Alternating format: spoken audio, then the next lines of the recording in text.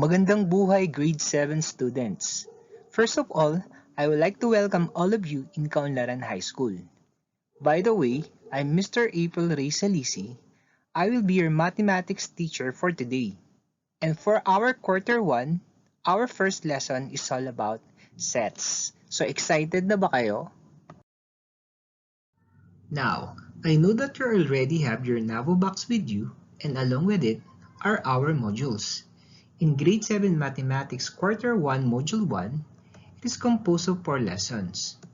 The introduction about set notation, subset and universal set, and lastly, set operations.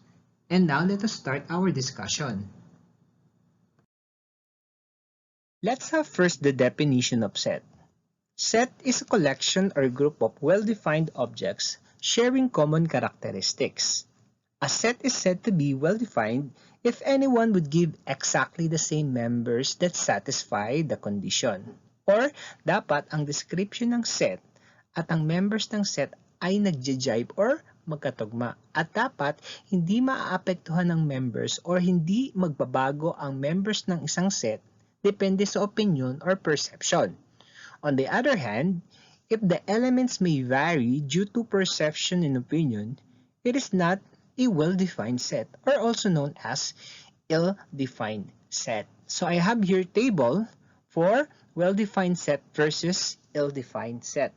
The first example for well-defined set is set of students in section Masigasig. So precise yung mga members ng set na yon. Lahat ng naka-enroll sa section Masigasig, those are the members of that particular set. Then, on the other hand, we have here example for ill-defined set of energetic students in section Masigasig. So, meron tayong adjective dyan na energetic. Meaning to say, it may vary. Pwedeng magbago yung set ng students na yun kasi pwedeng sa ibang subject, energetic sila, pero sa ibang subject naman, hindi. So, pwedeng magbago yung mga members na yun. So, that is considered to be an ill-defined set. Another example, we have here set of teachers in grade 7 Masigasig in Kaunlaran High School. So precise din yung members ng set na yon. Lahat ng teachers nila sa each subjects, those are the members of that particular set of teachers in grade 7 Masigasig. Then we have here for ill-defined set of wise teachers in Kaunlaran High School. So again, that is subjective kasi may wise teacher. So pwedeng magbago ang mga members ng set na yan. So that is an ill-defined set. Now, talking about the members of set, we are dealing with elements. So what are elements? Elements are members of a given set. So we have here the symbol for elements. So pag sinabing elements, basically it means members of a given set. So we have here example, set of fingers on a human hand. So what are the elements of this particular set of fingers on a human hand? So we have the thumb, the index finger, the middle finger, ring finger, and the pinky finger. So these are the elements of this particular set. So how many elements do we have? We have 5 elements. And talking about the number of elements, we are dealing with cardinality or cardinal number. So we have here the symbol for cardinality, the lowercase n. Again, the definition, the total number of elements in a given set. Okay? So pag tinanong how many, we're talking about cardinality. Just like this example, what is the cardinality of a set containing elements which are primary colors in Philippine flag? So our answer will be 3. Okay? So what are the elements? We have blue, red, and yellow. Okay? So again, when we're talking about the cardinality, we're talking about the total number of elements in a particular set. Or it answers the question, how many? Okay? So I have here trivia. The flag's length is twice its width. Just additional information for you. Let us now try to answer these exercises. Given set U, which contains prime numbers less than 10, answer the following. Number 1, what are the elements of set U? Number 2, what is the cardinality of set U?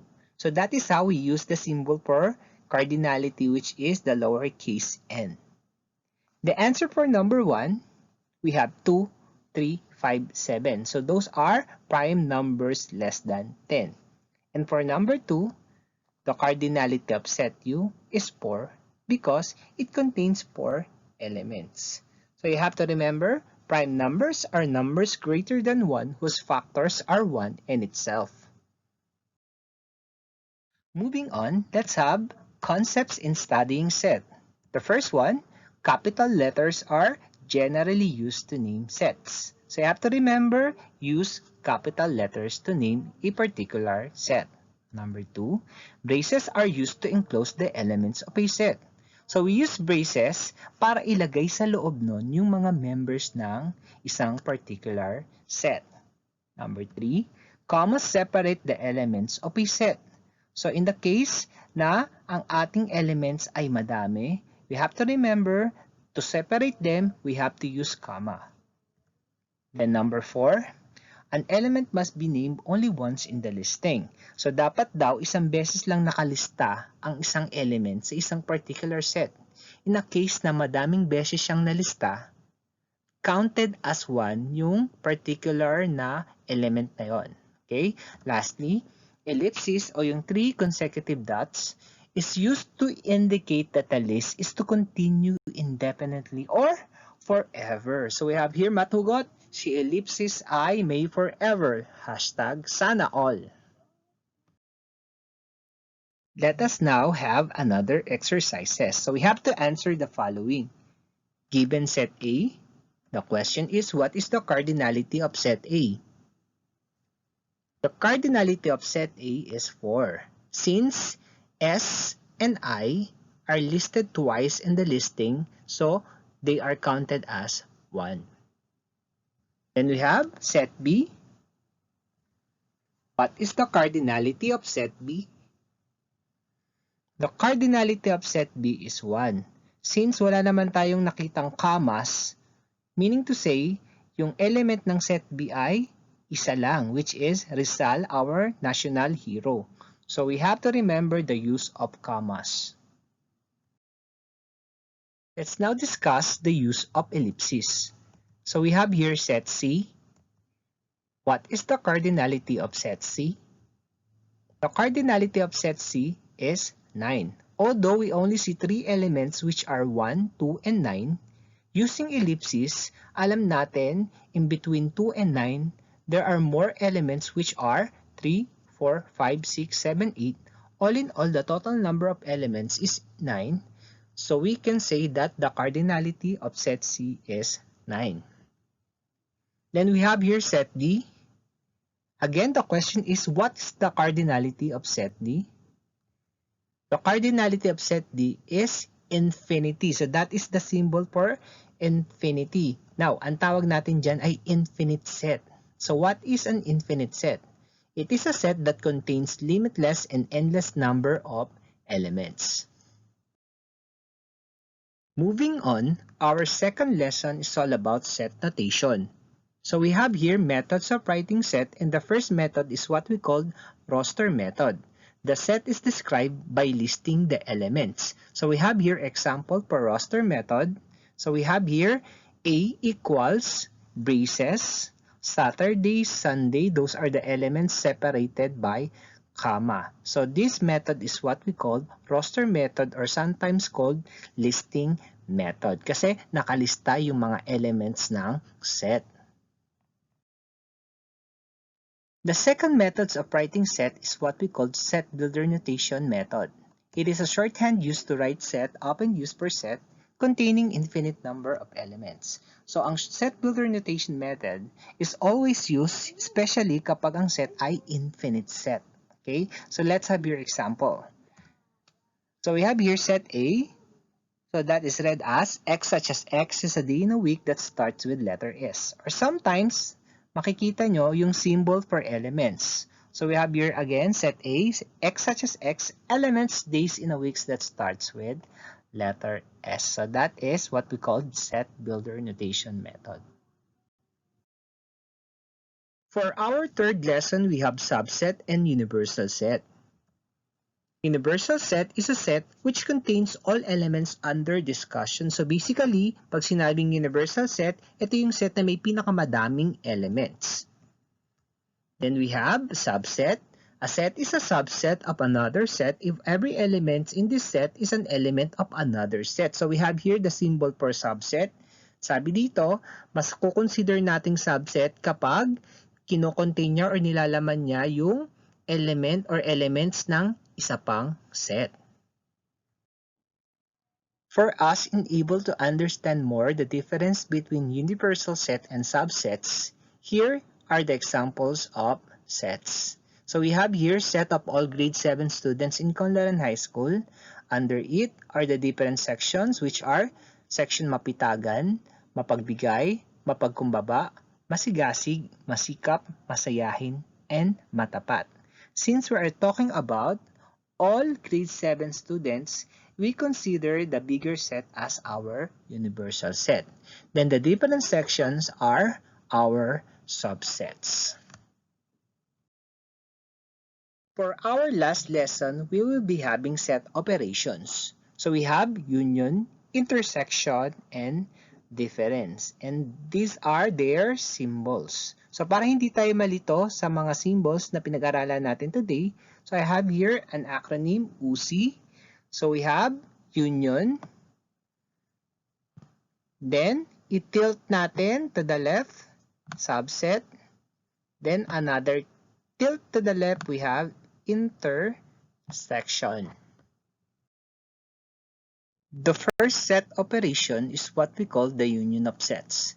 It simply refers to the combination of all the elements in two or more given sets. The underlined word there is combination, meaning to say, to get the union of sets, all you have to do is combine all the elements. For our examples, we have here sets A and B. To get A union B, all you have to do is combine all the elements of set A and B. So A union B equals 1, 2, 3, 4, 5, and 7. The second set operation is what we call the intersection of sets. It is a set formed by the common elements of two or more given sets. For example, we have to find the intersection of set A and B. All you have to do is find all the elements common to A and B. So we have 2, 3, and 5. So A intersection B equals 2, 3, and 5. Lastly, the third set operation is what we call the difference of two sets. A minus B is set formed by elements found in set A but not in set B. For example, we have sets A and B, and we have to find A minus B. What are the elements found in A that cannot be found in B? So we have 7. So A minus B equals 7. How about B minus A? What are the elements found in B that cannot be found in A? So we have 1, 4. So B minus A equals 1 and 4. And that is our lessons in Quarter 1, Module 1 in Grade 7 Mathematics. I would like to congratulate all of you for participating and listening. Again, I'm Mr. April Ray J. Salisi. Thank you, keep safe, and God bless.